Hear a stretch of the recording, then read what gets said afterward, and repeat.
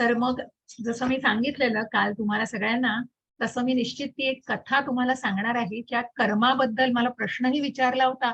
मग विकर्म, अकर्म आणि सकर्म, सकाम कर्म याच्यातला फरकही आपण जाणून घेतला होता. कालच्या अध्यायामध्ये आपण कुठेतरी गीतेचा इतिहास, की भगवद्गीता किती लक्ष वर्षांपूर्वी बघा, की ज्या 120 कोटी म्हणजे मी ते शून्य तुम्हाला म्हटलं तसं आपण काउंटच करत राहू, असं ते सगळं वैदिक मॅथ्स आहे त्याप्रमाणे आपण ते जाणलेलं आहे, की अनेक कोटी वर्षांपूर्वी ही भगवद्गीता सूर्यदेवांना म्हणजेच विवस्वानांना सांगितली गेली आणि त्यांनी मग मानवाचे पिता जे मनू आहेत आणि मनूनी मग इक्ष्वाकुलाचे रघुकुलातील प्रथम व्यक्ती जी इक्ष्वाकू महाराज इक्ष्वाकू यांना सांगितली आणि त्याचप्रमाणे ती पृथ्वीवरती आली. म्हणजे जर मनूने इक्ष्वाकूला सांगितल्यावर ती पृथ्वीवरती आली. सो पृथ्वीवरती मानव जातीवर भगवद्गीता किती तर 200 लक्ष वर्षांपूर्वी ही भगवद्गीता सांगितली गेली होती. परंतु कुठेतरी तो जे परंपरा होती ती खंडित झाल्यामुळे काळाच्या ओघामध्ये ती कुठेतरी लुप्त झालं. ते ज्ञान तसंच दिलेलं होतं भगवंतांनी, परंतु ते ज्ञान कुठेतरी लुप्त झालं आणि म्हणूनच ते पुढे त्याचा कुठल्याही प्रकारे पुढे येऊ शकलं नाही ते ज्ञान. आणि म्हणूनच मग द्वापार युगामध्ये 5,500 वर्षांपूर्वी कृष्णांनी भगवद्गीता अर्जुनाला कुरुक्षेत्रावरती सांगितली गेलेली, त्याचंच आपण आज अध्ययन करतो आहोत. आणि असे हे जे 18 अध्याय आहेत, 700 श्लोक आहेत, ज्याचं विभाजन आपण जाणलेलं आहे. आणि अशा या कशा प्रकारे मग भगवंतांनी या गीतेचं सगळं अध्ययन केलं, गीतेचा सगळा उपदेश केलेला आहे अर्जुनाला. आणि त्याचबरोबर मग अर्जुनाला जो प्रश्न पडलेला आहे की समवयस्क कसे, तर मग भगवंतांना जे अजन्मा म्हणून जाणता आहेत, ज्या भगवंतांनी प्रकट झालेले आहेत, जे वसुदेवाच्या मनामध्ये, देवकीच्या मनामध्ये आणि मग त्यांच्या हृदयामध्ये प्रकट होऊन देवकी मातेच्या हृदयामध्ये प्रकट झाल्यानंतर वसुदेवाने त्यांना सांगितलंय, परमात्म्याचं जेव्हा त्यांनी दर्शन दिलं परमात्मा रूपाचं, तेव्हा तुम्ही बालक म्हणून माझ्या पोटी जन्म घ्या, आमच्या पोटी, ही विनंती केलेली आहे वसुदेवांनी. आणि म्हणूनच कुठेतरी जेव्हा कंसाची ती भावना, जी द्वेषी भावना, मत्सरी भावना आणि मग त्या कंसाने ज्या देवकी मातेवरती हल्ला चढवून कुठेतरी त्यांना वध करण्याचा प्रयत्न केला त्यांना, तेव्हा कुठेतरी ती भगवंतांचं प्रकट होणं कुठेतरी तिथेच तिथेच त्या प्रकट होण्याची भावना व्यक्त झालेली आहे. आणि त्याच प्रकारे भगवंत प्रकट होणार आहेत, जो प्रकट प्रत्यक्ष ते वसुदेव आणि देवकीच्या पोटी जन्माला आले तेव्हा ते प्रकट झालेले आहेत भगवंत. आणि पुढच्याही काही अध्यायांमध्ये आपण बघणार आहोत की प्रत्यक्ष देवी देवता सुद्धा ज्या दुर्मिळ अशा भगवंतांचं दर्शन, जे दुर्मिळ आहे असा योग कुणालाही मिळत नाही हे दर्शन, अशा या भगवंतांचं दर्शन घ्यायला की देवी देवता सुद्धा तिथे आजूबाजूला देवकी मातेच्या त्या कक्षामध्ये तिथे उपस्थित होत्या. आणि अशा या भगवंतांना अजन्मा म्हणून ज्यांनी जाणलेलं आहे, मग जी व्यक्ती आत्मसाक्षात्कारी भावनेमध्ये विचार करतीये, ती व्यक्ती निश्चितच आपण परमात्म्याचे अंश आहोत आणि या आत्म्याच्या लेवलवर कुठेतरी त्या आत्मिक पातळीवर तो विचार केला जातो. आणि म्हणूनच जो मनुष्य मग वर्णाश्रम पद्धतीमध्ये आपण कशा प्रकारे मग प्रत्येक जण भगवंतांना आपलं कार्य अर्पण करू शकतो, आपला यज्ञ अर्पण करू शकतो. आणि मग तो जरी ब्राह्मण असू दे, क्षत्रिय असू दे, वैश्य असू दे, क्षुद्र असू दे, परंतु प्रत्येकाने आपलं विहित कर्म केलं पाहिजे, जे आपण तिसऱ्या अध्यायात जाणलंय. आणि त्याच पुढे जाऊन आपण काल बघितलं की मग या कर्माला कशा प्रकारे मग कर्म सकाम कर्मामध्ये न अडकता कुठेतरी निष्काम कर्म केलं पाहिजे आणि ज्यामुळे मग कुठेतरी भौतिक बंधनामध्ये अडकलं जाणार नाही. पण हे कोण जाणतं, हे कोण व्यक्ती जाणू शकते, तर ज्यांना आत्मसाक्षात्कारी भावनेची कुठेतरी उपरती झालेली आहे, ते ज्ञान प्राप्त आहे. मग हे ज्ञान कसं प्राप्त केलं जातं, तर उत्तम गुरुकडून, ज्याचं प्रत्यक्ष उदाहरण भगवंतांनी दिलेलं आहे, ज्या सांदीपनी ऋषींकडून भगवंतांनी हे उपदेश घेतलेला आहे आणि हे ज्ञान घेतलेलं आहे. आणि म्हणूनच या उत्तम गुरुची महती भगवंतांनी प्रत्यक्ष स्वतःच्या उदाहरणांसह दिलेली आहे. मग ज्या कर्माला आपण म्हटलं की कर्माला सकाम कर्म, निष्काम कर्म आणि विकर्म, जे नियमाच्या विरुद्ध केलं जातं आणि मग त्या कर्माचे भोग हे निश्चितच भोगायला लागतात. आणि मग दुसऱ्या जन्मामध्ये कुठेतरी जरी पुण्य कर्म केलेलं असेल तरी पण 40% पुण्य कर्म हे 41व्या टक्क्यापासून दुसऱ्या जन्मामध्ये सुरू होतं. त्या कर्माचे जे भोग आहेत ते निश्चितच भोगायला लागतात. आणि म्हणूनच त्या जन्मामध्ये नाही तर पुढच्या जन्मामध्ये ते निश्चितच त्याप्रमाणे भोगायला लागतात. याच आधारावर मी एक कथा तुम्हाला सांगतेय, जी भागवतामध्ये आहे, की मग एक ब्राह्मण जो अत्यंत ज्ञानी ब्राह्मण, तर तो ज्ञानी ब्राह्मण अगदी वेदांचा अभ्यास, सगळ्या शास्त्रांचा अभ्यास त्याला, असा हा ब्राह्मण आपल्या घरामध्ये असतो आणि तो स्नान करत असतो. तर स्नान करताना त्याचं स्नान झाल्यानंतर तिथून एक गाय त्याच्या घरामध्ये शिरते. म्हणजे त्याच्या घराच्या तिथे बाजूने शिरते आणि पूर्वीच्या तुम्हाला माहिती असेल, घराच्या बाजूला असं एक कक्षा की जिथे स्नान केलं जातं. तर तिथून मग ब्राह्मणाचं लक्ष जातं की कुठेतरी गाय आपल्या घराच्या दिशेने गेलेली आहे आणि ब्राह्मण ते बघतो आणि थोड्या वेळानंतर कसाई, एक कसाई जो गायींना मारणारा असतो, तो कसाई तिथून जातो आणि तो म्हणतो, ब्राह्मणाला तो विचारतो, की "मग तुम्ही गायीला बघितलं का हो इथून जाताना?" तो ब्राह्मण असतो बघा हां. ब्राह्मण खोटंही बोलू शकत नाही आणि तो गोमातेबद्दल सुद्धा सांगू शकत नाही. अशी द्विधा मनस्थिती, पण त्या मनस्थितीमध्ये तो सत्य बोलतो आणि फक्त बोट दर्शवतो. त्या कसायाला फक्त त्या गायीच्या पावलांकडे बोट दाखवतो. आणि त्या बोट दाखवण्यामुळे तो कसाई त्या गायीच्या मार्गावरून तिला बरोबर हुडकून काढतो आणि त्या गायीला ठार मारून त्याचं जे मांस आहे ते तो विकतो. कारण त्याचं तेच करणारा त्याचा व्यवसाय असतो. आणि मग कुठेतरी पुढे जाऊन त्या ब्राह्मणाचं निधन होतं, ब्राह्मणाचा मृत्यू होतो. ब्राह्मणाला त्याच्या खरं बोलण्यामुळे परत ब्राह्मणाचा जन्म मिळतो बघा. ना स्वर्गवास मिळत, ना अ, गोलोकामध्ये स्थान मिळत, पण कुठेतरी त्याला पुन्हा पृथ्वी लोकावरच जन्म मिळतो. आणि मग अशा प्रकारे तो ब्राह्मण या दुसऱ्या जन्मामध्ये काही काळाने असा प्रवास करत असतो. आणि प्रवास करताना तो जेव्हा त्या तीर्थस्थानाला जात असतो, तेव्हा प्रवास करताना एका गावामध्ये थांबतो. आणि त्या गावामध्ये एका घरी थांबतो. मग त्या ब्राह्मणाच्याच घरी एका तो आसरा घेतो आणि तो म्हणतो, "मी असा-असा प्रवास करतोय." तर पूर्वीच्या काळी आपल्याला माहितीये, की आसऱ्याला थांबवून मग तिथे काही त्यांचं जेवण-खाण होऊन ते पुढचा प्रवास करायचे. आणि अशा प्रकारे तो ब्राह्मण त्या ब्राह्मणाच्या घरी त्यांनी स्थान घेतलं. त्यांनी आसरा घेतला आणि तिथे तो होता. रात्र झाली, तो ब्राह्मण झोपला होता. त्या जो जो तो तिथला ब्राह्मण, राहणारा ब्राह्मण आणि त्याची पत्नी असं त्यांचं कुटुंब होतं. ती पत्नी या ब्राह्मणाजवळ येते. जो तिथे आलेला असतो, हा जो राहायला आलेला असतो, त्या ब्राह्मणाजवळ रात्रीच्या वेळी येते आणि म्हणते, की माझ्या पतीकडून मला सुख नाही, तर मला पतीबरोबर नाही राहायचंय. मला तुमच्याबरोबर राहायचंय.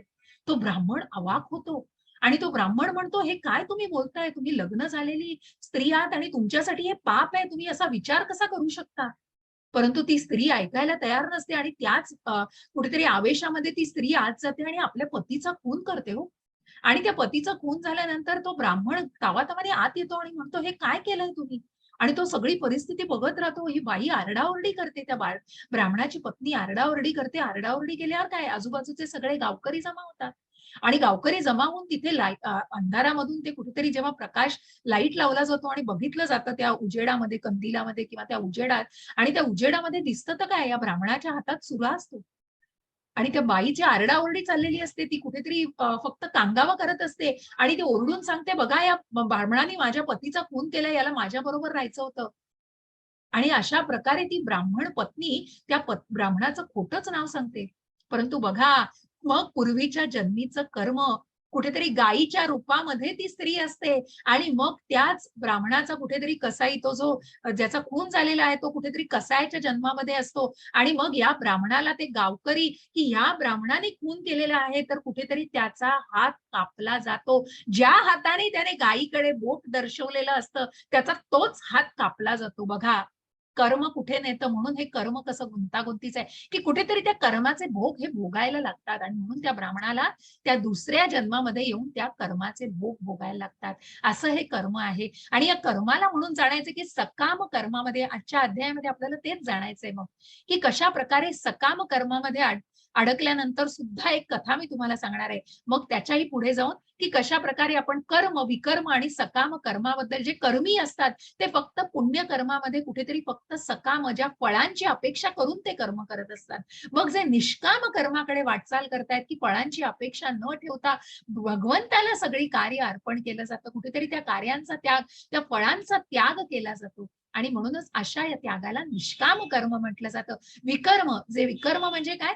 तर कुठेतरी नियमाच्या बाह्य, नियमाला तोडून जे कर्म केलं जातं, ते विकर्म. अशा प्रकारे आपण या चौथ्या अध्यायाकडून पुढच्या 5व्या अध्यायाकडे वळतोय, तिथेही कुठेतरी अर्जुनाचे प्रश्न चालूच आहेत आणि अर्जुनाला प्रश्न पडलेले आहेत की मग तू मला सांगतोयस की संन्यास घेऊन की कर्म कुठेतरी कर्मांचा त्याग केला पाहिजे आणि मग त्याही पेक्षा तू कर्म हे केलंच पाहिजे, याच्यातलं श्रेष्ठ काय आहे? जो प्रश्न भगवान अर्जुनाला 3ऱ्या अध्यायामध्ये पडलेला असतो की मग कशा प्रकारे मी कुठल्या गोष्टीला तू एक काहीतरी मला सांग, एकम वद, असं भगवंतांना अर्जुन विचारतायत. तेव्हा भगवंतांनी सांगितलंय की तू कर्माला त्याग करून तू कर्म हे केलंच पाहिजे, त्याग करू नकोस. ज्ञान योगापेक्षा तुला कर्मयोग हा श्रेष्ठ आहे आणि तू जरी शरीर नाही आत्मा आहेस असं ज्ञान घेतलेलं असतंस तरी तुला तुझं पर्सनल ड्युटी, तुला तुझं कर्तव्य सोडून चालणार नाही. तू युद्ध कर आणि तू दृढ निश्चयाने युद्ध कर, हे भगवंतांनी अर्जुनाला सांगितलेलं आहे. पण त्याच्यामध्ये सुद्धा अर्जुनाला कुठेतरी कन्फ्युजन झालेलं आहे पुढे आता.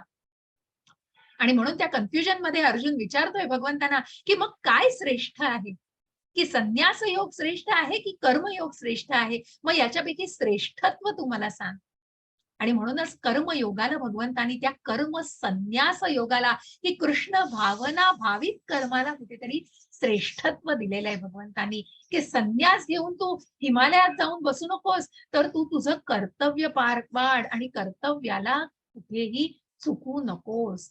आणि असं हे निष्काम कर्म कशा प्रकारे बंधनातून मुक्त करू शकतं, या भौतिक बंधनातून, हे जाणून घ्यायचं आहे. आणि सर्वोच्च केंद्र की सर्वोच्च लक्ष भोक्तारम यज्ञ तपसान, या अध्यायाचा शेवटचा श्लोक आपण जाणणारच आहोत. आणि म्हणूनच त्या भगवंतांवर लक्ष केंद्रित करून जो काही आपलं कार्य करतोय, जो भगवंतांना अर्पण करतोय, तो निश्चितच कुठेतरी भगवत धामाकडे मार्गस्थ होतो आहे. मग हा अर्जुनाचा गोंधळ आपल्याला कुठेतरी जाणायचा आहे बघा. श्लोक क्रमांक 1, अर्जुन उवाच संन्यासं कर्मणां कृष्ण पुनर्योगं च शंससि यच्छ्रेय येतयोरेकं तन्मे ब्रूहि सुनिश्चितम्. दिसतंय का माताजी? नाही दिसत. आणि ते कुठेतरी मी ऍक्च्युली हे रंग बदललेला, एक सेकंड. हा पिवळा रंग आलेला आहे ना, त्यामुळे नाही दिसत. खूप लाईट झालेलं आहे. ठीक आहे, आपण ते बघूया. मी वाचते आता पुरता. अर्जुन म्हणाला, हे कृष्णा, सर्वप्रथम तुम्ही मला कर्माचा त्याग करण्यास सांगताय बरं. तुम्ही मला कर्माचा त्याग करण्यास सांगता आणि पुन्हा तुम्ही भक्तिपूर्वक कर्माचीही प्रशंसा करताय. कारण कृष्ण भावना भावित कर्म, ज्या कर्मयोगाबद्दल आपण कर्मकांड ते कर्मयोग जे आपण 3ऱ्या अध्यायात बघितलं, आणि आता तुम्ही कृपया मला निश्चितपणे सांगाल का की याच्या दोघांपैकी फायदेशीर काय आहे? एकीकडे तू मला झाड लावायला पण सांगतोय, पण त्या झाडांच्या फळांची अपेक्षा ठेवू नकोस. मग काय श्रेष्ठ आहे? तर निश्चितच तू झाड लावलं पाहिजे, तुझं कर्म केलं पाहिजेस. आणि म्हणूनच कुठेतरी या कर्मयोगाला, कर्म संन्यास योगाला भगवंतांनी श्रेष्ठत्व दिलेलं आहे. कारण तू संन्यास घेऊ नकोस नुसता. मग तो संन्यास कशा प्रकारे असू शकतो बघा, की मग हे ज्ञान कुठेतरी भगवद्गीतेचं आपण आधीच जाणलेलं आहे, ज्याच्याविषयी मी आधीच बोललेली आहे. कृष्ण अर्जुनाच्या युक्तिवादाचा पराभव करतो. कारण अर्जुनाच्या मनामध्ये जे काही करुणा असते, आनंद असतो, आनंद मिळत नाहीये, पापी जे भावना त्याच्या मनामध्ये वाटतीये, पारंपरिक परंपरा नष्ट होत आहेत, पारिवारिक, या सगळ्यावरती भगवंतांनी विश्लेषण केलेलं आहे. आणि म्हणूनच तू जे विचार करतो आहेस ते निश्चितच तू नाहीयेस. आणि म्हणून तुझं विचार शक्ती कशा प्रकारे बदलली जाईल, तुझ्या विचारांना कुठल्या प्रकारे तू परिवर्तित करायचंयस, कारण त्या ज्ञानाने. आणि म्हणूनच त्या ज्ञानाचा भगवंत अर्जुनाला उपदेश करता आहे. हरे कृष्ण माताजी. हरे कृष्ण. 3.17 बरोबर आहे? हो. परंतु जो आत्म्यातच रममान झाला आहे, ज्याला आत्मसाक्षात्कार झाला आहे आणि जो केवळ आत्म्यातच तृप्त असतो, पूर्ण तृप्त असतो, त्याच्यासाठी कोणतेही कर्तव्य नसते. 3.18 आत्मसाक्षात्कार झालेल्या मनुष्याला त्याचे विहित कर्तव्य पार पाडण्याचा कोणताही हेतू नसतो किंवा असे कार्य न करण्याचे कोणतेही कारण नसते. तसेच त्याला इतर सजीवांवर अवलंबून राहण्याची गरज नाही. हरे कृष्ण माताजी. हरे कृष्ण. मग भगवंत सांगतायत की निष्काम कर्म, म्हणून हे कर्म संन्यास, की तू कृष्ण भावना भावित कर्म कर. आणि हे कर्म तू कसं करू शकशील, तर कुठेतरी जेव्हा त्या आत्मसाक्षात्कारी भावनेला, मग ज्या श्रीला प्रभुपादांना आपण चित्रामध्ये बघतोय हो, की जे आत्मिक पातळीवर स्वतःला बघत होते, की मी एक आत्मा आहे, शरीर नाही, आणि हा आत्मा हा भगवंतांचा अंश आहे. जे काही आहे हे भगवंतांच्या कृपेने आहे, आणि जो आत्म्यातच रममाण झालेला आहे, आणि जो फक्त आत्मिक तृप्तीने तृप्त होत असतो, त्याची पूर्णत्व कुठल्याही प्रकारच्या इच्छा, इंद्रिय विषय मनामध्ये नसतात. या भौतिक जगापासून त्याने स्वतःला कुठेतरी दूर नेलेलं असतं, आणि त्या व्यक्तीला मग ते कर्तव्य म्हणून कुठलंच राहत नाही, की कुठलंही बाइंडिंग राहत नाही, कुठलीही बांधिलकी म्हणून ती व्यक्ती ती गोष्ट करत नसते, कारण ती व्यक्ती ती गोष्ट मनापासून करत असते. कारण ज्याला आत्मसाक्षात्कार झालेला आहे त्याला या विहित कर्तव्याची कुठल्याही प्रकारची बांधिलकी वाटत नाही, आणि त्याच्या मनामध्ये कुठल्याही प्रकारच्या त्या फळांचा हेतू नसतो. कार्य न करण्याचं कुठलंच कारण नसतं, एक्सक्यूज नसते. कारण मग मला हे कठीण वाटतंय, हे मी केलं तर काय होईल, असं केलं तर काय होईल, तसं केलं तर काय होईल, या जर तरच्या तो पलीकडे गेलेला असतो. आणि ती आत्मसाक्षात्कारी व्यक्ती त्या फळांचीही अपेक्षा करत नाही, आणि त्या परिणामांनाही घाबरत नाही. आणि म्हणूनच त्या व्यक्तीवर त्या कार्याचा कुठल्याही प्रकारचा दबाव नसतो, किंवा तो कर्तव्य मला हे करायचंच आहे म्हणून तो करतोय असं नसतं. कारण ती व्यक्ती त्या आत्मसाक्षात्कारी भावनेमध्ये त्या कर्तव्याने ती आधीच करत असते. हरे कृष्ण. हरे हरे कृष्ण. कृष्ण माताजी. हा, बोवाचा प्राचीन हा. माताजी. हे परंतप केवळ द्रव्य यज्ञांपेक्षा ज्ञान यज्ञ श्रेष्ठ आहे. अंततः हे पार्था, सर्व कर्म यज्ञाचे पर्यावसान दिव्य ज्ञानामध्ये होते. हरे कृष्ण. हरे कृष्ण. आणि म्हणूनच असा हा यज्ञ, ज्या यज्ञाचा आपण काल महती जाणली, की जिथे शिशुपालाचा वध भगवंतांनी केला 100 अपराध भरल्यानंतर, पण अशा यज्ञाच्या ठिकाणी भगवंतांनी तीही काळजी घेतलेली, की त्या सुदर्शन चक्राने त्या शिशुपालाला मोक्ष मिळाला, आणि तिथे कुठेही रक्तपात झालेला नाहीये. जे तुम्ही बघाल, राजे अक्षरशः धावले त्या शिशुपालावर, की भगवंतांना असे अपशब्द बोलले जात आहेत, आणि त्याची त्याला चाडही नसते, परंतु कुठेतरी भगवंतांनी त्या यज्ञाची महती सांगितली. पुढेही जाऊन आपण या यज्ञाचं महत्व अजूनही जाणणार आहोत. आणि म्हणूनच द्रव्य यज्ञापेक्षा ज्ञान यज्ञ, त्या ज्ञानाची महती, मग हे अज्ञानापोटीच हा शिशुपाल अशा या वधाला कुठेतरी सामोरा जातो, कारण मनामध्ये पूर्ण अज्ञान असतं आणि ज्ञानाचा कुठेतरी अभाव असतो. आणि म्हणून हा ज्ञान यज्ञ अत्यंत श्रेष्ठ आहे. कर्म यज्ञाचे पर्यवसान दिव्य ज्ञानामध्ये होत असतं. म्हणून प्रत्येकाने आपला यज्ञ पार पाडला पाहिजे या सगळ्याचं पर्यवसान. कारण मग कुठेतरी जर ज्ञान असेल तर आपलं कर्म हे निष्काम पद्धतीने केलं जातं. म्हणून त्या ज्ञानाचं महत्व जाणून घ्या. आणि ह्याचा मी आधीच उल्लेख ज्याप्रमाणे केला होता, की या अज्ञानामुळे तुमच्या अंतःकरणामध्ये, म्हणून अर्जुनाच्या अंतःकरणामध्ये जो काही भ्रम निर्माण झालेला आहे, तो ज्ञानाच्या शस्त्राने त्याचा नाश केला पाहिजे. आणि म्हणूनच भगवंत अर्जुनाला सांगतायत, की दृढ निश्चयाने उठ, सज्ज हो आणि युद्ध कर. लढ. तुझी जी जबाबदारी आहे ती पूर्णपणे पार पाड. ते पळून जाऊन संन्यास घेऊन जंगलामध्ये बसून तू तुझं कर्म करू शकत नाहीस. तू असा पळकुटेपणा करू शकत नाही. एका क्षत्रियाला या अपमाना व्यतिरिक्त दुसरा अपमान नाही. मृत्यू इतकाच हा तुझा अपमान आहे. आणि म्हणूनच तू तुझ्या मनातले भ्रम या ज्ञानाच्या शस्त्राने दूर कर. मग कुठेतरी ज्या आधीच्याच बाबतीत हे सांगितलं जात आहे, दुसऱ्या अध्यायाचाच पुन्हा कुठेतरी उल्लेख केला जातोय, आणि भगवंतांनी अर्जुनाचा गोंधळ, मग चौथ्या अध्यायामध्ये ज्या ज्ञानाला अर्जुनाने घेतलेलं आहे, आणि ज्या प्रकारे भगवंत अजन्म आहेत हे जाणलेलं आहे, अशा प्रकारे टप्प्याटप्प्याने अर्जुन त्या ज्ञानाची कुठेतरी आत्मसात करण्याला प्रयत्न करतोय. परंतु अर्जुनाच्या मनात अजूनही कुठेतरी गोंधळ आहे, आणि त्या गोंधळांच्याच याच्यावर अर्जुनाने भगवंताला प्रश्न विचारलेला आहे, की काय श्रेष्ठ आहे, मग संन्यास श्रेष्ठ आहे का मग कर्म योग श्रेष्ठ आहे? तिथे भगवंत आता उत्तर देत आहेत, आणि भगवंत मनातली शंका म्हणण्यापेक्षा त्या प्रश्नाला उत्तर देऊन अर्जुनाचा संभ्रम दूर करतायत. श्री भगवान वाच संन्यासः कर्मयोगश्च निःश्रेय सकरावुभौ तयोस्तु कर्म संन्यासात् कर्मयोगो विशिष्यते. हरे कृष्ण माताजी. हरे कृष्ण. सरिता माताजी वाचता. हरे कृष्ण.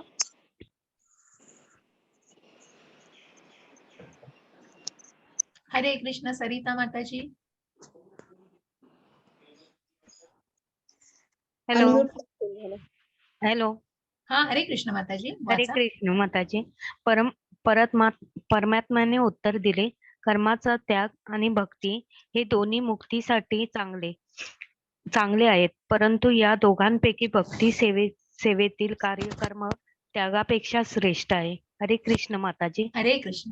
आणि म्हणूनच इथे भगवंत सांगतायत की ज्या कृष्ण भावना भाविक कर्म म्हणजेच भक्तीतील कर्म, ज्या भक्तीने ज्या भगवंतांच्या प्रेमामध्ये हे कर्म केलं जातं, जे भगवंतांना अर्पण केलं जातं, मग त्याग ही भावना निश्चितच योग्य आहे. कारण कुठेतरी ज्या मार्गावरती आपण चाललेलो आहोत की ज्या कर्माचा त्याग, कारण कुठेतरी भौतिक या सगळ्या बंधनातून मुक्त आणि कुठेतरी त्या इंद्रिय विषयांचा त्याग करणं निश्चितच योग्य आहे. हे दोन्ही मार्ग मुक्तीसाठी चांगले आहेत भगवंत म्हणतात. पण याच्यातलं जर तू विचारलंस तर श्रेष्ठत्व निश्चितच त्या कर्माला आहे.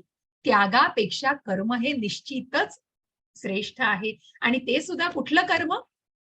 तर भक्ती मार्गाने केलं जाणारं कर्म, सकाम कर्म नाही तर निष्काम कर्म, जे कृष्ण भावना भावित कर्म आहे. मग आपल्याला या नृगराजाची गोष्ट थोडीशी ऐकायची आहे की जसं मी म्हटलं सकाम कर्म, मग या सकाम कर्माचे परिणाम काय भोगायला लागतात. कारण कुठेतरी फळांची अपेक्षा केली तर या भौतिक जगामध्ये निश्चितच बांधिलकी आहे, मग त्या बंधनातून सुटका नाही. असाच हा नृगराजा पुराणामध्ये त्याची गोष्ट आहे. या नृगराजाला कुठेतरी सकाम कर्मामध्ये, तो कर्मकांडामध्ये अडकलेला होता. बघा, कर्मकांड हे कुठेतरी इंद्रिय तृप्तीसाठी, आणि म्हणून आपण जे म्हणतो काम आणि प्रेम याच्यातला आपण फरक काल म्हटला की इंद्रिय तृप्तीसाठी केलं जातं ते काम, ती वासना, आणि मग जे भगवंतांना अर्पण केलं जातं ते प्रेमपूर्वक कर्म. आणि म्हणून अशा या सकाम कर्माला जाणून घ्या की मग ज्या कर्मकांडामध्ये हा नृगराजा अडकलेला असतो, परंतु हा नृगराजा उदारतेसाठी खूप प्रसिद्ध असतो. कारण तो दिवसेंदिवस एव्हरी डे म्हणजे प्रत्येक दिवशी तो दान करत असतो, आणि प्रत्येक दिवशी तो अनेक लाखो गायींचं दान करत असतो, आणि त्यामुळे तो पुण्यकर्म मिळवत असतो. पण ते पुण्यकर्म कुठेतरी सकाम कर्माशी बांधलं गेलेलं असतं. कारण तो काहीतरी मिळवण्यासाठी, मग माझ्या राज्याचं एवढी उन्नती, असं होणं तसं होणं, त्या सकाम कर्माशी तो बांधलेला गेलेला असतो. असा हा राजा एका ब्राह्मणाला गायी दान करतो बरं का. आणि तो ब्राह्मण गायी घेऊन घरी जातो. परंतु काही वेळेला आपण प्राण्यांचं बघतो की दान केलेली गाय असते पण ती पुन्हा त्या राजाकडे परत जाते, आणि ती दान केलेली रात्रीतनं होतं बरं का हे. आणि हे ब्राह्मणाला काही लक्षात येत नाही ना, ब्राह्मणाला माहितीये ना, नृगराजाला माहितीये. आणि ती गाय परत त्या राजाच्या महालात, राजाच्या तिथे येऊन थांबते.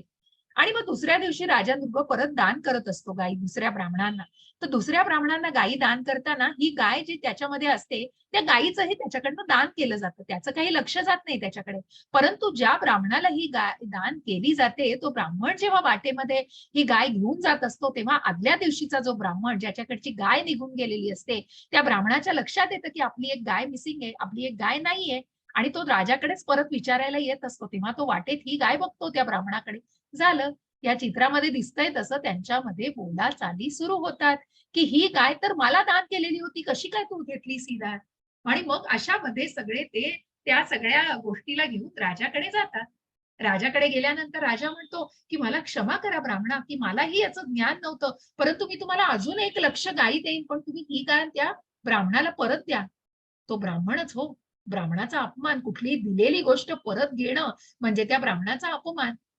आणि म्हणूनच कुठेतरी ते ब्राह्मण दुखावला जातो. ब्राह्मण कुठेतरी काय म्हणतात ना, समाधानी होत नाही. मग त्या नृगराजाला कुठेतरी जेव्हा त्याचा मृत्यू होतो, जेव्हा त्याला यमराजाकडे मग जातो, तेव्हा मग यमराज, कारण कुठेतरी ब्राह्मणांना त्यांनी अतृप्त केलेलं असतं, आणि त्या अतृप्ततेमध्ये यमराज विचारतात की तुझ्याकडून तू पुण्यकर्म केलेलं आहेस, परंतु तुझं जे पापकर्म आहे तर तुला कुठल्या कुठल्या गोष्टीचं जास्त आधी भोगायचंय भोग.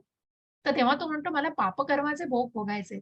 आणि म्हणून मग त्याला सरड्याचा जन्म मिळतो. असा हा सरडा, ज्याचा जन्म त्यांना मृगराजाला मिळतो, आणि त्याच्या बरोबर त्याला हेही सांगितलं जातं की तुला कृष्ण युगामध्ये निश्चितच मुक्ती मिळेल, भगवंतांकडूनच तुला मोक्ष प्राप्त होईल. असा हा सरडा त्या हजारो वर्षे त्या विहिरीमध्ये पडून असतो. राजा मृगाने त्याचं रूप घेतलेलं असतं सरड्याचं, त्याला तो जन्म मिळालेला असतो आणि मग असा हा विक्षिप्त असा हा कुठेतरी मोठा सरडा असा त्या विहिरीमध्ये पडून असतो. मग कृष्ण युगामध्ये जेव्हा कृष्णाचे मुलं जेव्हा ते सगळेजण त्या परिसरामध्ये असतात, तेव्हा कृष्णाच्या मुलांना तहान लागते म्हणून ते तहानेने व्याकुळ होऊन पाणी बघायला जातात. तेव्हा या विहिरीमध्ये ते त्या सरड्याला बघतात. परंतु ते सरड्याला बघून ते अवाक होतात, कारण असा काहीतरी मोठा प्राणी असल्यासारखं त्यांना वाटतं. आणि म्हणून मग ते स्वतःच्या वडिलांना जाऊन सांगतात, की असं असं बघा भगवंता, की हे या विहिरीमध्ये सरडा आहे. मग त्या सरड्याला भगवंत येऊन बघतात आणि भगवंतच होते, त्यांना सगळ्याची कल्पना असते.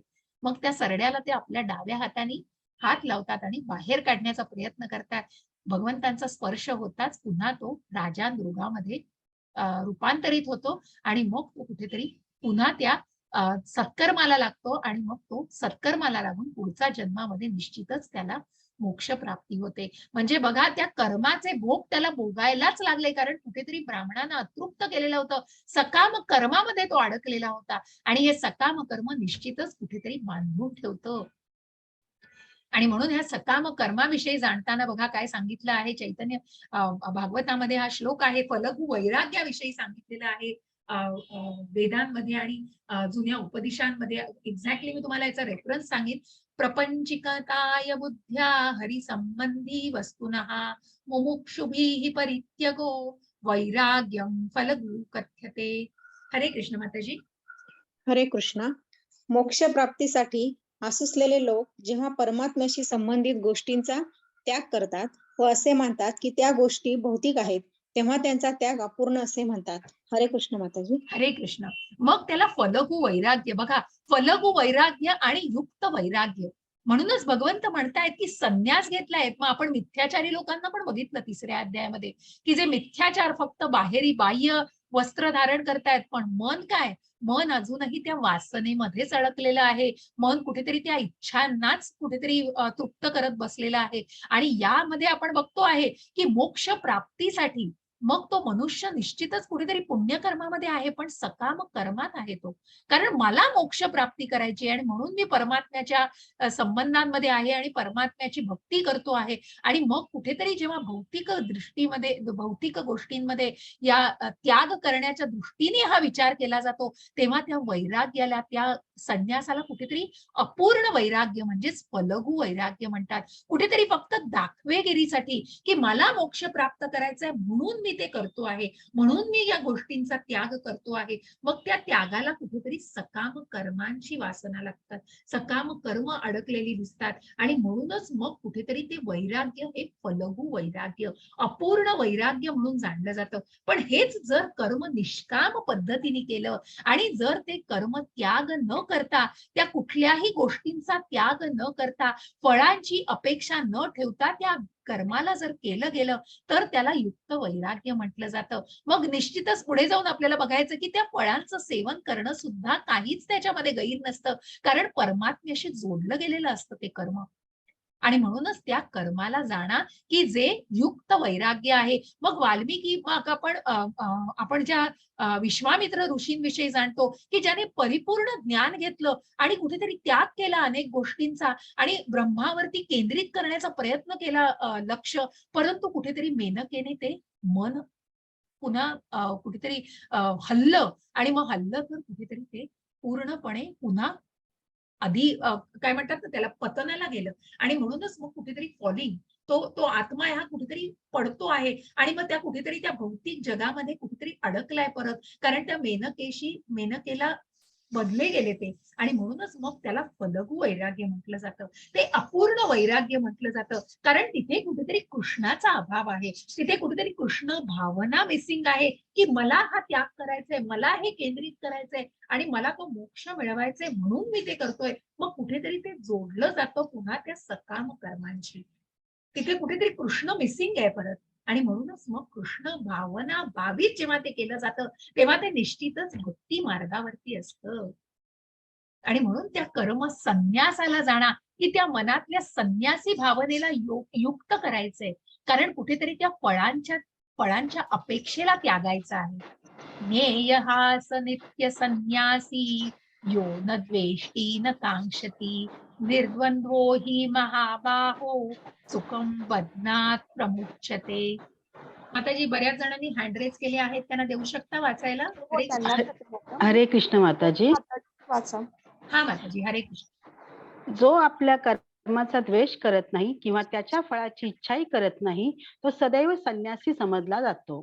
हे पराक्रमी अर्जुना, सर्व दैत्यापासून मुक्त झालेला असा मनुष्य भौतिक बंधनावर सहज विजय मिळवून पूर्णपणे मुक्त होतो. हरे कृष्ण माताजी. हरे कृष्ण.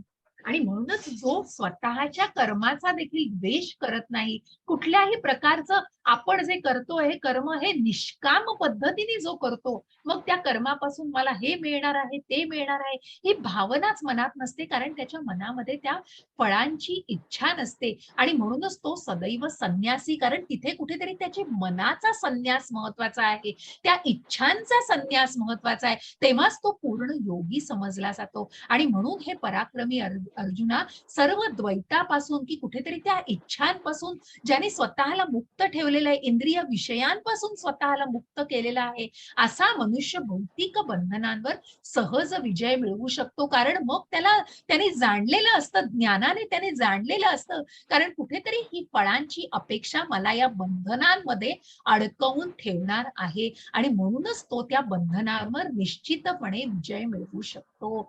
ज्यांनी आत्मसाक्षात्काराची भावना कुठेतरी प्रगती केलेली आहे त्या भावनेवरती, आणि त्याच्यावरती मात केलेली आहे इंद्रिय विषयांवर, तो निश्चितच या भावनेमध्ये स्वतःला प्रगत करू शकतो आणि ती भावना जाणून भौतिक बंधनातून मुक्त होऊ शकतो. मग अशा सुंदर आपण एका कथेला जाणणार आहोत. हरिदास ठाकूरांची ही कथा आहे. चैतन्य चरितामृतामध्ये चैतन्य महाप्रभूंच्या काळामध्ये हरिदास ठाकूर, ज्यांना चैतन्य महाप्रभूंनी नामाचार्य म्हटलं होतं, 3 लक्ष वेळा दिवसभरातून ते मंत्र म्हणायचे, कृष्णाचा महामंत्राचं त्यांनी जप करायचे, आणि तो जप केल्याशिवाय मी काहीही अन्न घेणार नाही, पाणी घेणार नाही, असा त्यांनी पण केलेला असतो. असे हे हरिदास ठाकूर हे मुस्लिम धर्माचे होते, परंतु त्या अशा प्रकारे जसं मी म्हटलं की प्रभूकडे कुठल्याही प्रकारचा भेदभाव नाही, आणि अशा या हरिदास ठाकूरांचं महती आपल्याला जाणायची आहे. या हरिदास ठाकूरांचे जसं आपण म्हटलं की मग जे चैतन्य महाप्रभूंच्या खूप निकट होते, मग बरेच जण खूप द्वेष्टे असतात, द्वेष करणारे असतात. असे गावातील अनेक द्वेष करणारा एक त्याच्यामधलाच व्यक्ती असतो, जो म्हणतो मी हरिदास ठाकूरांची आता परीक्षा बघणार आहे आणि कुठेतरी जिरवणार आहे त्यांची. असा या हरिदास ठाकूरांकडे तो एका वेश्याला पाठवतो, की जे 3 लक्ष वेळेला दिवसामध्ये नामस्मरण करत असतात. जी व्यक्ती आत्मसाक्षात्कारी भावनेमध्ये असते, अशा व्यक्तीची कुठेतरी पडताळणी करण्यासाठी तो मूर्ख मनुष्य एका वेश्येला पाठवतो हरिदास ठाकूरांकडे. ही वेश्या असते. मग ती वेश्या त्या हरिदास ठाकूरांच्या घराच्या इथे जाते आणि तिथे काही काळ थांबते. हरिदास ठाकूर म्हणतात, तुला काय काम आहे, तर मला तुमच्याशी बोलायचंय. तर तेव्हा ते म्हणतात की माझी एक महत्वाची गोष्ट मी पूर्ण करणार आहे, तो माझा पण आहे, आणि ती केल्याशिवाय मी इतर कुठल्याही गोष्टी करत नाही. तर ती वेश्या म्हणते ठीक आहे, आणि म्हणून ती घराच्या बाहेर हरिदास ठाकूरांची वाट पाहत उभी राहते. एक दिवस पूर्ण जातो, रात्र होते, त्याच्यानंतर दुसऱ्याही दिवशी तेच, की दुसऱ्याही दिवशी मग हरिदास ठाकूर आपल्या नामस्मरणामध्ये असतात. ती वेश्या तिथेच वाट बघत उभी राहते. दुसरा दिवस जातो, तिसऱ्याही दिवशी तीच पुन्हा तेच गोष्ट रिपीट होते. मग तेव्हा मात्र त्या स्त्रीचा कुठेतरी आवेश संपतो आणि कुठेतरी तो पेशन्स, धीर सुटतो, आणि ती हरिदास ठाकूरांच्या त्या कक्षामध्ये जाते आतमध्ये, की काय तुम्ही एवढं करताय की माझ्यासाठी जे लोक वाट बघतात, तुम्ही मला वाट बघायला ताटकळवताय घराच्या बाहेर. असे तुम्ही काय करताय, असं काय कर्म करताय की जे मला समजून घ्यायचंय. हरिदास ठाकूर शांतपणे फक्त एवढंच म्हणतात की मी याच तुझ्या प्रश्नाची वाट बघत होतो, आणि फक्त साधू संग लव मात्रे, त्यांच्या फक्त तितक्या संगतीने त्या वेश्येचं परिवर्तन होतं, आणि ती वेश्या तिथल्या तिथे बसते आणि तिथल्या तिथे ती दीक्षा घेते हरिदास ठाकूरांकडून, आपल्या केसांचं मुंडन करते, आणि तिथेच तुळशी वृंदावनाच्या बाजूला बसून ती नामस्मरण करायला लागते. बघा किती किती की साधू संग लव मात्रे, मग इतक्या निकट, इतक्या थोड्या वेळाच्या संघाने एका वेश्येमध्ये इतकं परिवर्तन होऊ शकतं अशा प्रकारच्या व्यक्तीच्या संगतीने बघा. म्हणूनच त्या असोसिएशन इस्कॉन त्याच्यासाठीच कुठेतरी वेगळेपण दाखवतं स्वतःचं. कारण कुठेतरी भक्तांची संगत, मग आपल्याला त्या भक्ती मार्गावर निश्चितच हे टप्पे बघायचे आहेत. ज्या 9 टप्प्यामध्ये भक्ती प्राप्त केली जाते, भगवंतांचं प्रेम प्राप्त केलं जातं, त्या 9 टप्प्यांमध्ये आपल्याला भक्तांची संगत हे सुद्धा तितकाच महत्वाचा टप्पा आहे. आणि म्हणूनच हरिदास ठाकूरांवर त्याचा कुठलाही परिणाम होत नाही. त्या वेश्येच्या वृत्तीचा हरिदास ठाकूरांवर लवमात्र सुद्धा परिणाम होत नाही. कारण त्या साधू संघाने ती दुसरी व्यक्तीच इतकं तेज असतं, इतकं चैतन्य असतं त्या व्यक्तीमध्ये. कारण आत्मसाक्षात्काराच्या भावनेमध्ये ती व्यक्ती असते आणि आत्मिक पातळीवरच ती व्यक्ती जगत असते. अशा या हरिदास ठाकूरांना त्या वेश्येमुळे काहीही त्यांच्यावर प्रभाव पडत नाही. आणि म्हणूनच तो प्रभाव का पडत नाही, त्यांची कमळाच्या पानाप्रमाणे पानाशी तुलना केलेली आहे. ज्या कमळाच्या पानावर पाण्याचा स्पर्श देखील होत नाही, पाणी असंच्या असं खाली पडतं की मग ते पान ओलं आहे की कोरडं आहे हे सुद्धा तुम्ही ओळखू शकत नाही. कारण त्या कमळाच्या पानावर पाण्याचा कुठलाच प्रभाव होत नाही. ब्रह्मण्याधाय कर्माणि संगम त्यक्त्वा करोति यः लिप्यतेन स पापेन पद्मपत्र मीमांभसा. हरे कृष्ण माताजी. राधा राधे माता राधे. वाचा. राधे राधे. जो मनुष्य आसक्तीशिवाय आपले कर्तव्य करतो, परमात्माला समर्पण करतो, त्याच्यावर पाप कर्माचा प्रभाव पडत नाही, जसे कमळाच्या पानाला पाण्याचा स्पर्श होत नाही. हरे कृष्ण हरे कृष्ण. राधे हरे राधे. कृष्ण माताजी. जो मनुष्य बघा, मग कुठलीही मनात आसक्ती नव्हती ना, वेश्येविषयी त्या काही भावना होत्या, कुठल्याच प्रकारच्या भावना मनात, इंद्रिय विषयांच्या कुठल्याच भावना नव्हत्या, ज्याचा पूर्ण त्याग केलेला होता. आणि त्या वासनेच्या पलीकडे ती व्यक्ती गेलेली असते. आपलं कर्तव्य त्यांना माहिती असतं, जे आपल्याला करायचंय. आपल्या पणाला आपण जे काही त्यांनी ठरवलेली असते, पण केलेला असतो, त्याला ते जागतात. ज्या गुरूंना त्यांनी सांगितलेलं असतं त्या आज्ञेचं ते पालन करत असतात. आणि म्हणूनच त्या आपल्या कर्तव्याला ते चुकत नाहीत. असा मनुष्य आसक्तीशिवाय आपलं कर्तव्य पूर्ण करतो, त्या परमात्म्याला समर्पण करतो. पाप कर्मांचा अशा व्यक्तीवर निश्चितच प्रभाव पडत नाही. जे आपल्या श्रीला प्रभुपादांचं उदाहरण आहे की अनेक हिप्पींमध्ये राहिले, अनेक ड्रग ऍडिक्ट्स मध्ये राहिले, परंतु त्यांच्यावरती त्यांचा कुठलाही प्रभाव पडलेला नाहीये. तर त्यांनी अक्षरशः ट्रान्सफॉर्म केलं त्या लोकांना. जे अक्षरशः मादक द्रव्यांच्या आहारी गेलेल्या होत्या, अशा व्यक्तींना त्यांनी ओढून आणलेलं आहे त्या गोष्टीतून. जे हरे रामा हरे कृष्णाचा मंत्र आपण ऐकतो, अनेक मूव्हीज मधनं सुद्धा असे आपल्याला दाखवलं गेलंय की जे ड्रग ऍडिक्ट्स अक्षरशः त्या नामस्मरणाने त्यांचं परिवर्तन झालेलं आहे, ट्रान्सफॉर्म झाले, की इतकं त्यांच्यात बदल झालेला आहे, अमूलाग्र बदल त्यांच्यामध्ये घडून आलेला असतो. परंतु प्रभुपादांवर त्यांचा किंचितही प्रभाव पडत नाही. आणि त्या कमळाच्या पानाप्रमाणे ते त्याच्यापासून विरक्त असतात, परंतु ते निश्चितच ते ज्ञान त्या व्यक्तीला देत असतात. आणि त्या गुरूंकडून त्या शिष्याला निश्चितच त्या महामंत्राला कुठेतरी ते देतात. त्या व्यक्तीला कृष्ण भावना त्यांच्या मनामध्ये जागवतात आणि निश्चितच त्यांचं मन परिवर्तित करण्याचा प्रयत्न करतात. असे हे श्रीला प्रभुपाद याचं अतिशय असं धडधडीत उदाहरण आहे. मग कोण व्यक्ती असा विचार करू शकते, कोण व्यक्ती अशा प्रभावाला कुठेही काय म्हणतो ना आपण, असा प्रभाव पडूच शकत नाही कुठल्या व्यक्तीवर. अशा व्यक्तीची विचारसरणी काय असते? विद्या विनय संपन्ने ब्राह्मणे कवी हस्तिनी शुनिचैव श्वपाके च पंडितः समदर्शिनः. मग अशी व्यक्ती काय विचार करते बघा. हरे कृष्ण माताजी. पूनम माताची वाचा. हरे कृष्ण माताजी. हरे कृष्ण. नम्र ऋषी खऱ्या ज्ञानाने विद्वान आणि सौम्य ब्राह्मण एक गाय, एक हत्ती, एक कुत्रा आणि कुत्रा खाणारा समान दृष्टीने पाहतात. हरे कृष्ण. हरे आणि कृष्ण. म्हणूनच की जी व्यक्ती प्रत्येक व्यक्तीमध्ये परमात्म्याचा निवास बघतीये, ज्या परमात्म्याचा आपण अंश आहोत, जी व्यक्ती आत्म्याच्या पातळीवर विचार करतीये, हा आत्मा आणि परमात्मा हा आपल्याच हृदयामध्ये स्थित आहे. अशा परमात्म्याचा आपण अंश आहोत, आपण मूळ आध्यात्मिक आहोत, हे ज्या व्यक्तीने जाणलेलं आहे. 13व्या अध्यायात खूप सुंदर विश्लेषण दिलेलं आहे त्याचं, की प्रत्येकाच्या हृदयामध्ये परमात्मा वसलेला असतो. आणि अशी ही नम्र व्यक्ती, अशी ही ऋषी, अशी ही संन्यासी, ज्यांनी मनाचा संन्यास धारण केला, अशी योगी व्यक्ती आणि अशी आत्मसाक्षात्कारी व्यक्ती प्रत्येक सजीवामध्ये, प्रत्येक जीवामध्ये या परमात्म्याला निवास स्थान बघत असते, परमात्म्याचा निवास बघत असते. आणि म्हणूनच ती सर्वांना समान दृष्टीने, म्हणून ते ड्रग ॲडिक्ट्स असो की हिप्पी असो की कुठल्याही गोष्टीतले, हे अशा ठिकाणी प्रभुपाद गेलेले आहेत की जिथे साधा मनुष्य उभाही राहू शकणार नाही, परंतु ज्या प्रत्येकाला त्यांनी समदृष्टीने बघितलेलं आहे, तेव्हाच ते कृष्ण भावना त्यांच्या मनामध्ये निर्माण करू शकले. तेवढी त्यांचीच पात्रता होती, तेवढी त्यांची पॉवर होती, तेवढी त्यांचं सामर्थ्य होतं की निश्चितच समोरच्या व्यक्तीमध्ये ती भावना निर्माण करू शकले. अशा प्रत्येकामध्ये त्यांनी कृष्ण भावना निर्माण केलेली आहे. कारण कुठेतरी बघा, कारण हा जो निष्काम कर्म आणि ती भावना स्वतःला तेवढं सामर्थ्य वाढवणं हे निश्चितच आपल्या हातात असतं. कारण कुठेतरी त्या कर्म वासनेला, त्या कुठेतरी इच्छांना कुठेतरी बळी न पडता या गोष्टी केल्या पाहिजे, असे हे श्रीला प्रभुपाद आपण जाणलेले आहेत.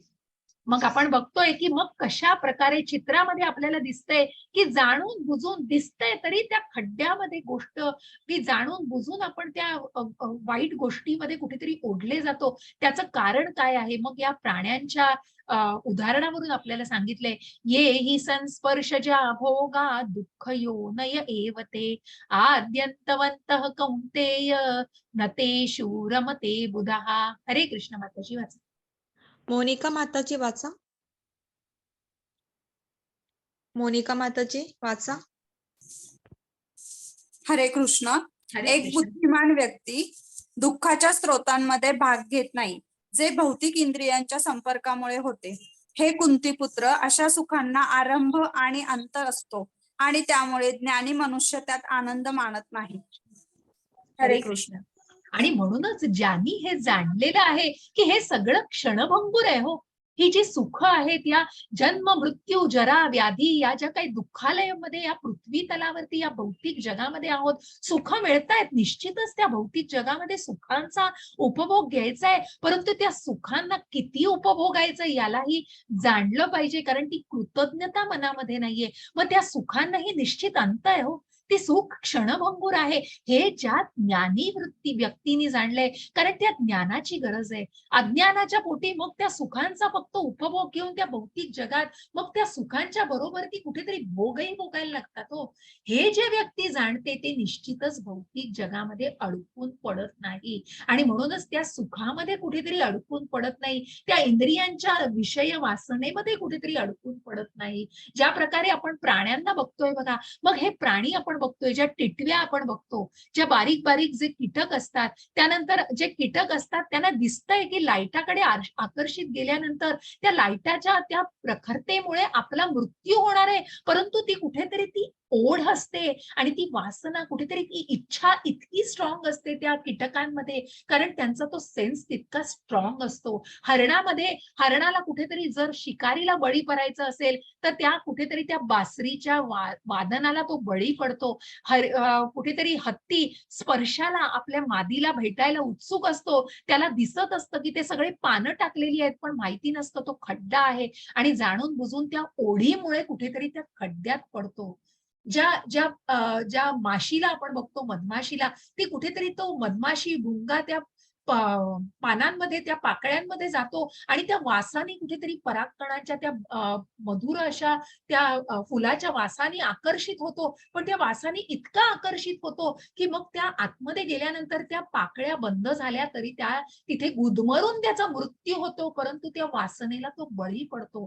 त्याच प्रकारे माशाचं दाखवलंय की माशाची ती वासना कुठेतरी तो गळाला लावलेला असतो, पण ते कुठेतरी त्याला ओढण्यासाठी हे त्याला जाणत नाही आणि म्हणून त्यांचे सेन्सेस इतके स्ट्रॉंग असतात तर कुठेतरी त्या गोष्टीला बळी पडतात. मग बघा, विचार करा की आपली ज्ञानेंद्रिय किती स्ट्रॉंग आहेत, त्यांना कशा प्रकारे कुठेतरी नियंत्रित केलं पाहिजे, नाहीतर मग या भौतिक जगामध्ये कुठेतरी बंधनांमध्येच ते अडकून पडणार आहेत, त्या इंद्रिय वासनेमध्येच ते कुठेतरी अडकून पडणार आहेत. आणि म्हणूनच ज्ञानी व्यक्ती निश्चितच या सुखांच्या कुठेतरी कुठेतरी त्याला बुलत नाही, त्या सुखांमध्ये अडकत नाही, कारण माहिती असतो ही सुख किती क्षणभंगूर आहेत, म्हणून स्वतःला कुठेतरी बॅलन्स्ड केलेलं असतं. अति त्या सुखामध्ये उरळून जात नाही आणि दुःखात होरपळून जात नाही. कुठेतरी सम प्रमाणामध्ये स्वतःला कुठेतरी स्टेबल केलेलं असतं आणि कुठेतरी बॅलन्स्ड केलेलं असतं, स्थैर्य आणलेलं असतं मनाला. अशा प्रकारे हे जाणणं, आणि म्हणून अशा या सकाम कर्मामध्ये बघा कुठेतरी लोभ आहे, मनामध्ये वासना आहेत, इच्छा आहेत, या सगळ्याचा कुठेतरी ज्ञानी मनुष्य निश्चितच कुठेतरी त्याचा तिरस्कार करतो आणि म्हणूनच त्याच्यात अडकून पडत नाही. कारण जी व्यक्ती जाणतीये की भोक्तारम यज्ञ तपसाम सर्व लोक महेश्वरम सुहृदम सर्वभूतानां ज्ञात्वा माम शांती मृच्छती. आणि म्हणूनच जी व्यक्ती जाणतीये बघा, की ज्यांनी जाणलेलं आहे. मग वाचा माताजी. हरे कृष्ण. दीपाली माताजी वाचा. हरे कृष्ण माताजी. हरे कृष्ण. सर्व यज्ञ आणि तपस्या यांचा अंतिम उद्देश सर्व ग्रह आणि देवतांचा परमस्वामी आणि सर्व प्राणी मात्रांचा कल्याण करता आणि हितचिंतक म्हणून मला ओळखून ऋषी भौतिक दुःखाच्या वेदनांपासून शांती प्राप्त करतात. हरे कृष्ण माताजी. हरे कृष्ण. हरे कृष्ण. आणि म्हणूनच सर्व यज्ञ तपस्या की या सगळ्याचा ज्या विष्णूंना हा यज्ञ अर्पण केला जातो, की जे सगळ्याचे भोक्ता आहेत, भोक्तारम यज्ञ तपसाम सर्व लोक महेश्वरम. आणि म्हणूनच या सगळ्याचं कुठेतरी जे काही आहे हे भगवंतांची कृपा आहे. जे काही अर्पण करायचे ते भगवंतांना त्या कृतज्ञ भावनेने जर अर्पण केलं तर निश्चितच ती भौतिक जगतामध्ये व्यक्ती अडकून पडत नाही. मग ज्या संन्यासींनी, ज्या ऋषींनी, ज्यांनी वेदांचा अभ्यास करून कृष्णाला जाणलेला आहे, कारण वेदांचा अंत ज्या भागवतामध्ये आपण कृष्णाला जाणतो पूर्णपणे, व्यास मुनींनी जेव्हा भगवद्गीता पुढे जाऊन ईशोपनिषद दिलं, पुढे जाऊन अनेक अनुवाद केले, परंतु त्यांचं समाधान होत नव्हतं. कारण कृष्णाला पूर्णपणे ज्यांनी अगदी जे रूपांतरित कृष्णाला पूर्णपणे जे अजमावू शकले नव्हते, आणि म्हणूनच त्यांना जेव्हा नारद मुनींनी सांगितलं की तुम्ही भागवत लिहा, तेव्हा जेव्हा त्यांनी भागवत लिहिलं तेव्हा त्यांनी कृष्णाला पूर्णपणे ओळखलं. आणि म्हणूनच त्या वेदांचा अंत ज्यांनी कृष्णाला जाणलेलं आहे त्यांनी निश्चितच वेदांचा पूर्ण अभ्यास केलेला आहे. नाहीतर त्या वेदांच्या अभ्यासाला काय महत्व आहे? ज्यांनी कृष्णालाच, भगवंतांना, त्या परम तत्वाना, ज्या कारणांचे कारण, जे अंतिम कारण, जे भगवंत आहेत परम कारण, त्यांना ज्यांनी जाणलेलं आहे, जो सुहृद मित्र आहे बघा, जो आपला अगदी लाडका सखा आहे, मग ज्याचे सवंगडी बघा त्याच्या आनंदामध्ये किती निर्मळ प्रमाणे, मग त्या गोलोकामधलं हे चित्र आहे की जिथे सवंगडी भगवंतांबरोबर आनंद घेतायत. आणि म्हणूनच त्या आज्ञाचं, कारण ते भक्तांच्या संगतीचा कुठेतरी आनंद घेतायत, कारण ते भोगता आहेत आणि उपभोग फेकतायत सगळ्याचा. कारण कर्म काय हो, त्यांनी सगळं केलेलं आहे, ऐश्वर्याने परिपूर्ण आहेत भगवंत. ज्या गृहलोकामध्ये आपल्याला भगवंत दिसतायत, की अशा या ग्रहलोकांमध्ये सुद्धा भगवंतांचीच निर्मिती आहे. हे ग्रहलोक सुद्धा भगवंतांचीच निर्मिती आहे. पुढे जाऊन निश्चित आपल्याला याही प्रकारे, याही बाबतीत अजून विश्लेषित जाणायचं आहे. मग असे हे भगवंत की जे सर्वोच्च भोक्ता आहेत, ज्यांना जाणलेलं आहे, ज्या ज्ञानी व्यक्तींनी त्यांना जाणलेलं आहे, ती ज्ञानी व्यक्ती मग निश्चितच या भौतिक जगाच्या बंधनामध्ये अडकून पडत नाही. हरे कृष्ण. अशा प्रकारे आपण या 5व्या अध्यायाला समाप्त केलेलं आहे. इति पंचमोध्याय समाप्त. मग कुठेतरी काही गोष्टी तुम्हाला निश्चित सांगणार आहे. मग कशा प्रकारे आपण विभाजन करून या गोष्टींना जाणून घेतलेलं आहे. निष्काम कर्माला कशा प्रकारे महती त्याची जाणा, की मग संन्यास घेऊन कृष्ण कुठेच लिहून ठेवत नाही की तुम्ही रात्रंदिवस नामस्मरण करत आणि तुम्ही सगळं सोडून द्या तुमचं कर्म आणि फक्त कृष्ण भावनेमध्ये, तर असं कुठेच लिहिलेलं नाहीये भगवद्गीतेमध्ये. कारण तुम्ही तुमची ड्युटी करा, तुम्ही नामस्मरण करा, नामस्मरणाला निश्चित वेळ द्या, परंतु त्याचबरोबर आपली जबाबदारी योग्य पद्धतीने पार पाडा. ते जे कर्म करत आहात तिथे निश्चितच कृष्ण पाहिजे. कृष्णाला अर्पण करा. आणि म्हणूनच आपण म्हणतो ना, सर्व कृष्णार्पणम. आपण प्रत्येक गोष्टीमध्ये, आणि जेव्हा ती कृतज्ञता मनामध्ये असेल तेव्हा निश्चितच कुठेतरी ते भगवत धामाला, त्या मार्गावरती, मग हा देह तर प्रत्येकाला त्यागायचा आहे, पण मग पुन्हा या भौतिक बंधनामध्ये अडकायचं नसेल, त्या भगवत धामाची प्राप्ती करायची असेल तर निश्चित या ज्ञानाची प्राप्ती करणं आवश्यक आहे. या ज्ञानातूनच कुठेतरी प्रगती होणार आहे, आध्यात्मिक मार्गावरती प्रगती साधली जाणार आहे.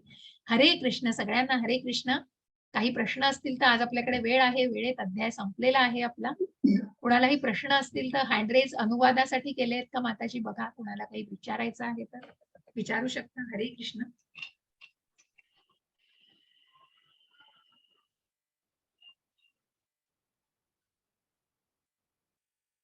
प्रश्न आहेत माताजी कोणाचे? काही नाहीये, काही वाटत नाहीये. नाहीयेत ना? हँडरेज केलाय, त्यांना विचारा एकदा चॅट मध्ये काही प्रश्न असतील तर. चॅट मध्ये दिसतायत का काही प्रश्न? हा, विचारलंय. तुमचं नाव माताजी, प्रभूजी, आपलं नाव काय? हरे कृष्ण असं माझं नाव विचारलंय. पूजा राखे. मी पहिल्याच दिवशी सांगितलं, मी पूजा राखे, तुमची अध्ययन शिक्षिका आहे. कोणी नाव विचारलंय माझं? अं, प्राची माताजींच्या समोर दिसतोय, ज्यांना अनुवाद करायचं त्यांचं लिहिलंय, आणि कुठेतरी त्याच्याच खाली मला दिसतोय मेसेज. पण एनिवे, माझं नाव मी पहिल्याच अध्यायाच्या सुरुवातीला सांगितलेलं तुम्हाला. हरे अजून कृष्ण काही? माता. हरे कृष्ण. ऍक्च्युली ते वाचनासाठी हात वर केलं होतं ना त्यांनी, हा हा हा. त्यांचं नाव नव्हतं ना, हो, मग अच्छा अच्छा, सॉरी सॉरी. Okay okay. म्हणून मी त्यांना प्रश्न विचारलेला ठीक आहे तो. ठीक आहे. ओके ओके माताजी, आलं लक्षात. हरे कृष्ण. हरे कृष्ण. एकदा तुम्ही ठीक आहे. सांगा ना की तुम्ही स्वतःच नाव हे करावं जॉईन होताना. हा हा. अच्छा, म्हणजे त्या ह्याच्यावरती ते मोबाईलचा नंबर. क्लासला जॉईन सगळ्यांना होतात. सगळ्यांना विनंती आहे की प्रत्येकाने नाव टाका, म्हणजे माताजींना बरं पडेल की माताजी अनम्यूट करताना सांगू शकतील, तुमचं नाव आडनावासहित तुम्हाला सांगू शकतील. प्रत्येकाला ही संधी, जसं आता प्राची माताजी आणि स्वाती माताजी या को-होस्टिंग साठी आहेत, तुम्हाला सगळ्यांना अनुवाद वाचायसाठी त्या संधी देत आहेत. त्या अनुवाद वाचतातच आहेत, पण त्यांच्याबरोबर तुम्हाला संधी दिली जाते, आणि ही कृष्ण सेवा तुम्ही करता, यात खूप आनंद आहे. परंतु फक्त नाव आडनाव म्हणजे त्यांना सोयीस्कर होईल. प्रत्येकाला ही संधी निश्चितच मिळेल. आपल्याला अजून 18 अध्याय, आत्ताशी आपले 5 अध्याय पूर्ण झालेले आहेत. तर निश्चितच प्रत्येक दिवशी माताजी, दोघी माताजी तुम्हाला संधी देतील. काही हँडरेज केलेत माताजी. कोणाला प्रश्न असतील तर अनम्यूट कराल प्लीज. हा. दीपाली माताजींना प्रश्न आहे का काही? शंकर प्रभूजी विचारा. शंकर प्रभूजी विचारतात. हरे कृष्ण प्रभूजी. हरे कृष्ण माताजी. हरे कृष्ण. हरे कृष्ण. नामस्मरण करताना काय होतं, कधी कधी आपलं लक्ष विचलित होतं, म्हणजे त्याच्यावर कॉन्सन्ट्रेट होत नाही बऱ्याच वेळेला, इतर विचार येत राहतात. तर त्याच्यावर असं नेमकं म्हणजे कसं कॉन्सन्ट्रेशन कसं करता येईल? हा, कसं आहे प्रभूजी, आपण या भौतिक जगात आहोत हो, म्हणूनच त्या नामस्मरणाचं पुढे जाऊन मी सांगणार आहे. म्हणून आपण जे नाम करतो त्याला अपराध नाम म्हणतात. मग अपराध, आभास आणि भक्ती, जे अगदी पुढची पातळी असते, अशा नामस्मरणाला मग आपण ज्या भावनेमध्ये जे काही आहोत, अजून जे बिगिनर्स आहोत आपण सगळे, आपल्याला या भौतिक जगामध्ये आपण अजूनही त्या विचारांमध्ये, हे सगळ्यांना सांगणं खूप सोपं आहे, पण निश्चित आपण प्रयत्न करू शकतो. आणि म्हणूनच एक माळ जरी केली तरी ती पूर्णपणे लक्ष केंद्रित करून करायचा. शांतता, मग आजूबाजूला शांत वातावरण आहे, आपले विचार येतील, येऊ दे, मनामध्ये विचार येत आहेत ते येऊ दे विचार, त्या विचारांना रोखू नका, परंतु कुठेतरी केंद्रित करण्याचा प्रयत्न करा. कृष्णाच्या नामस्मरणात जास्त केंद्रित करण्याचा, त्या विचारांना रोखायचा प्रयत्न केला तर ते अजून अजून येतील तुमच्या मनात, आणि म्हणूनच कुठेतरी त्या विचारांना फ्लो राहू द्या त्याचा, परंतु तुमचं मन कुठेतरी केंद्रित, त्या विचारांवर केंद्रित न करता त्या विचारांना यायचं येऊ दे आणि जाऊ दे, पण तुमचं पूर्ण धारणेकडे, नामस्मरणाकडे लक्ष जास्तीत जास्त प्रयत्न करा. हे निश्चित आहे माताजी, प्रभूजी, हे अगदी अगदी काय म्हणतात ना, सामान्य आहे, नॉर्मल आहे, परंतु आपल्याला तोच प्रयत्न करायचा आहे. कुठेतरी जेव्हा या आध्यात्मिक मार्गावर प्रगती करायची तेव्हा निश्चितच आपल्याला त्या नामस्मरणाला वाढवायचंय. म्हणून पहिल्या ती अगदी, म्हणून त्या पंचतत्व मंत्राला आजच ऐश्वर्या माताजींनी सांगितलं भागवतामध्ये, खूप सुंदर सांगितलं की बऱ्याच वेळेला हे जे तुम्ही म्हणताय ना, तर अनेक पुढच्या पातळीवरचे सुद्धा अनेक भक्त किंवा अनेक सिनियर डेव्होटीज सुद्धा अजून सांगतात. आणि म्हणून प्रभूजी, शंकर प्रभूजी, मी तुम्हाला सांगू इच्छेन की तुम्ही पंचतत्व मंत्र म्हणा. मग ज्या चैतन्य महाप्रभूंनी आपल्याला हा मंत्र दिलाय त्यांचं स्मरण करा. मग अनेक वेळेला बरेच जण 108 वेळा सुद्धा तो पंचतत्व मंत्र म्हणतात, की जोपर्यंत तुम्हाला गोडी येत नाहीये, तुम्हाला कुठेतरी फोकस येत नाही, तोपर्यंत तुम्ही तो नामस्मरण पण पंचतत्व मंत्राचं म्हणा. आणि तो पंचतत्व मंत्र निश्चितच प्रत्येक महामंत्राच्या अगोदर म्हणा. तुम्हाला प्रचिती येईल, आपोआप येईल. काही दिवस जातील, महिने जातील, पण आपोआप त्याची प्रचिती येईल आणि आपोआप ते लक्ष केंद्रित व्हायला लागेल. मग भले 1 माळ 2 माळ तुम्ही कशा कराल त्याच्यावर आहे. मग 10 मिनिटं जरी बसलात, त्यातले 5 मिनिटं केंद्रित केलं तरीही कुठेतरी अचीव कराल तुम्ही. नक्की हळूहळू प्रयत्नांनी जमेल माताजी. प्रभूजी हरे कृष्ण. प्रभूजी हरे कृष्ण. हरे कृष्ण. हरे कृष्ण. सरिता माता